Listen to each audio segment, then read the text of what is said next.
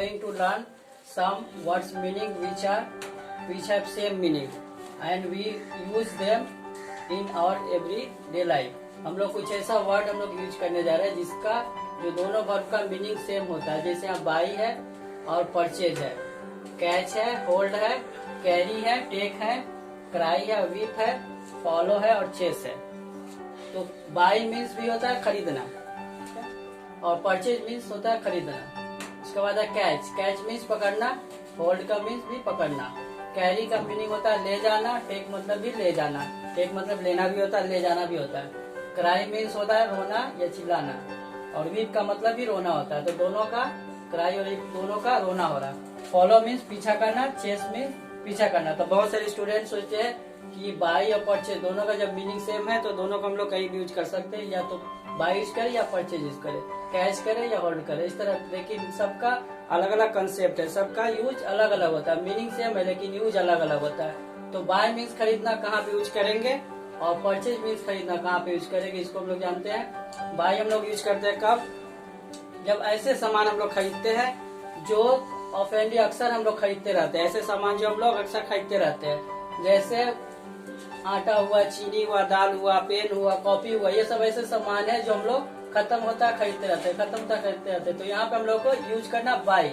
जैसे अगर बोले कि मैंने एक कलम खरीदा तो वहाँ पे हम लोग यूज करेंगे आई बाउट अ पेन, वहाँ पे आई बाउट अ पेन इसका कट हट करके यूज करेंगे। या फिर हम लोग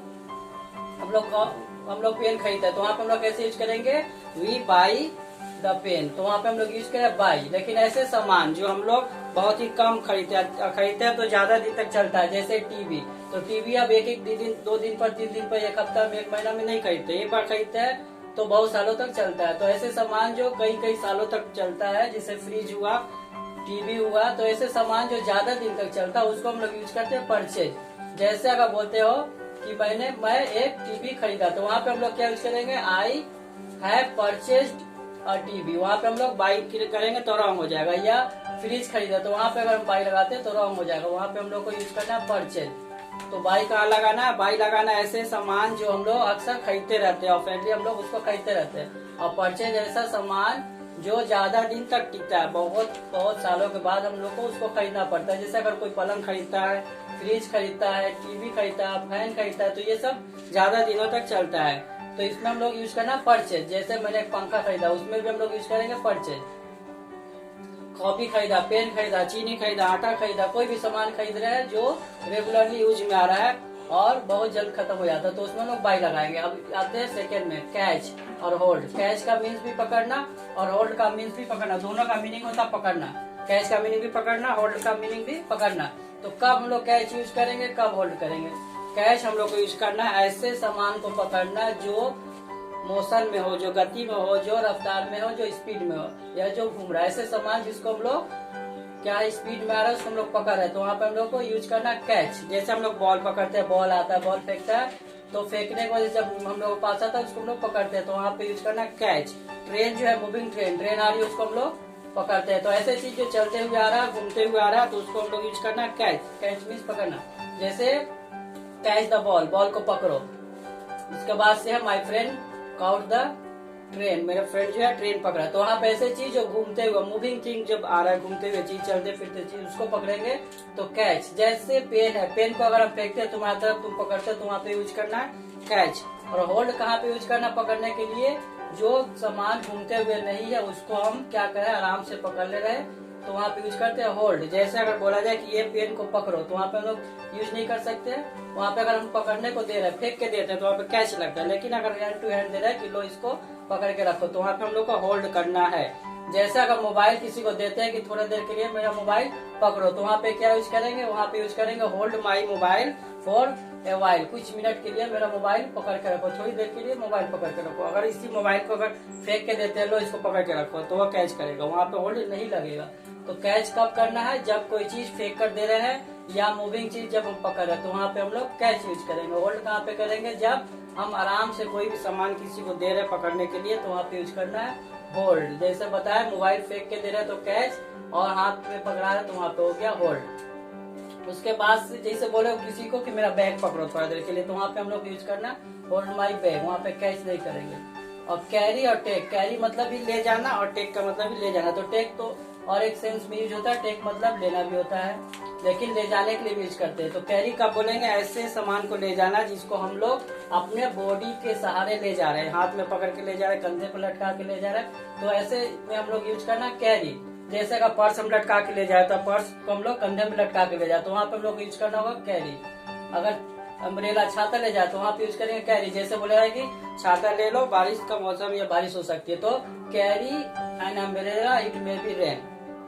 अम्ब्रेला ले लो, छाता ले लो, बारिश हो सकती है। तो वहाँ पे हाथ में लेकर जाएगा छाता, या बैग में रख के ले जाएगा, या टांग के लेके जाएगा, मतलब अपनी बॉडी के सहारे ही वो ले जाएगा। तो वहाँ पर हम लोग को कैरी यूज करना है।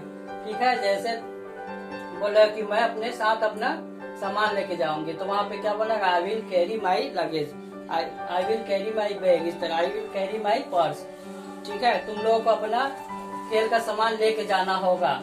पिकनिक में हम लोग जा रहे हैं, तुम लोग अपना सामान, खेलने का सामान लेके जाना। वहाँ भी कैरी और स्पोर्ट्स किट्स, वहाँ भी खेलने का सामान लेके जाना। तो कैरी करना, कैरी करना का मतलब ये हो गया उसको लाद के ले जाना, चाहे वो हाथ में पकड़ के ले जाए, कंधे में लटका के ले जाए, बैग में रख के ले जाए, तो वहाँ पे कैरी यूज करना है। टेक का यूज कब करेंगे? ले जाने के लिए टेक का यूज करेंगे जब किसी और के जरिए उसको भेज रहे हैं तब। जैसे बोलेंगे कि इस बच्चे को अपने साथ ले जाओ, तो take this child with you, वहाँ पे हम लोग टेक यूज करेंगे, वहाँ कैरी नहीं। एक बच्चा को गोद में उठा के ले जाएगा तो कैरी बोल सकते हैं, छोटा बच्चा है तो। लेकिन अगर खुद से वो चल के जा रहा है तो वहाँ पे हम लोग कैरी नहीं करेंगे, वहाँ पे टेक करेंगे, क्योंकि उसको हम क्या करें? पकड़ के ले जा रहे हैं। उसको हम लोग अपने बॉडी के सहारे नहीं, बल्कि वो खुद चल रहा है, सिर्फ उसको हम पकड़ के ले जा रहे हैं। जैसे बोलता है कि अपने साथ अपने भाई को भी ले लो, तुम बाजार जाए तो अपने साथ भाई को भी ले लो, तो वहाँ पे क्या होगा? Take your brother with you, अपने साथ भाई को ले लो। तो टेक हो गया जब वो खुद से जा रहा है, कैरी होगा जिसको हम ले जा रहे हैं, तो अपने बॉडी के सहारे ले जाए तो वहाँ पे कैरी। उसके बाद कराई और हिप, इसमें ज्यादा कंफ्यूजन बच्चों लोग को होता है, स्टूडेंट लोग को ज्यादा कंफ्यूजन होता है कराई और हिप। तो बहुत जन यूज करता है रोने के लिए कराई, और बहुत जन यूज करता है विप। तो कराई कहाँ यूज करना, विप कहाँ यूज करना? कराई मतलब भी रोना, विप मतलब रोना। तो कराई का मतलब होता है चिल्लाना भी होता है। तो कराई मतलब ऐसे रोना जिसमें चिल्ला चिल्ला कर आदमी रोता है, तो वहाँ पे हम लोग कराई का यूज करते हैं। जैसे अगर कोई बच्चा रो रहा है, छोटा बच्चा, तो वहाँ पे हम लोग बोल सकते हैं द बेबी इज क्राइंग, बच्चा रो रहा है। वहाँ पे क्राइंग इसलिए यूज करेंगे कि वो चिल्ला चिल्ला के रोगा, दूर तक सुनाई देगा। तो जहाँ जो से रोता है तो वहाँ पे हम लोग यूज करते हैं क्राई। और विप का यूज कहाँ पे करते हैं? जब कोई धीरे धीरे रोता है, चिल्ला चिल्ला के नहीं रोता है। तो जैसे कोई अपने अकेले बैठ के रो रहा है, वो किसी को सुना नहीं रहा, अकेले में रो रहा है, तो वहाँ पे क्या होता है? विप। घर में डांट सुने हैं तो अब अकेला जाके एलोन बैठ के जाके वहाँ पे शीशा के रो रहे हैं, वहाँ पे रो रहे हैं, तो वहाँ पे होगा विप, मतलब बिना साउंड का ही रो रहा है। या फिर ऐसा साउंड में रो रहा है जो दूसरा नहीं सुन पाए, सिर्फ खुद ही सुन पाएंगे, या एकदम जो करीब रहेगा वही सुन पाएगा, तो वहाँ पे हम लोग विप का यूज करेंगे। और चिल्ला के रोएगा कोई तो वहाँ पे हम लोग क्राई का। जैसे यहाँ पे अगर बोले कि my teacher scold me so I am weeping, मेरे टीचर ने मुझे डांटा इसलिए मैं रो रही हूँ, तो अकेला में बैठ के रो रही हूँ। और क्राई मतलब चिल्ला चिल्ला के रोना। ठीक है, जैसे वह मार खाया इसलिए वो रो रहा है, तो वहाँ पे रोएगा कैसे? चिल्ला के। तो बच्चा रो रहा है चिल्ला के, तो वहाँ पे क्राई हो गया। उसके बाद आता है फॉलो।